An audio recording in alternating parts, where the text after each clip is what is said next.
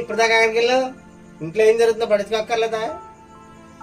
అదేంటండి ఇప్పుడు దాకా ఇక్కడే ఉన్నాను, పక్కింటికి పేరెంట్ అని పిలిస్తే వెళ్ళాను. శభాష్, ఇంట్లో పిల్లలకి ఎంత సీరియస్ గా ఉంటే మీ బయట పేరెంట్ ముఖ్యమైపోయింది అనమాట. నీది కాదే తప్పు.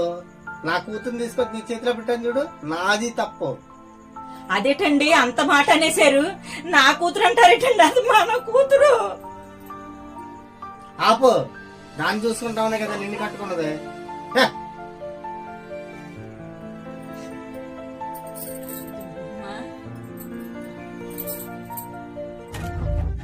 అయినా నేను ముట్టుకోవద్దని చెప్పానా? ఎందుకు నాకు బాగాలేనప్పుడు కూడా నా దగ్గరకు వచ్చి నాకు అంత ఇరిటేషన్ తెప్పిస్తున్నా నువ్వు? నీకు ఇంత జ్వరం ఉందని చెబితే నేను వెళ్ళకపోదును కదమ్మా. నేను నీకెందుకు చెప్తాను జ్వరం వస్తే? నువ్వేనా నాకు అమ్మవా నేను నీకు చెప్పడానికి? నువ్వు వెళ్తావు ఇప్పుడు ఇక్కడి నుంచి నన్ను వెళ్ళిపోమంటావా?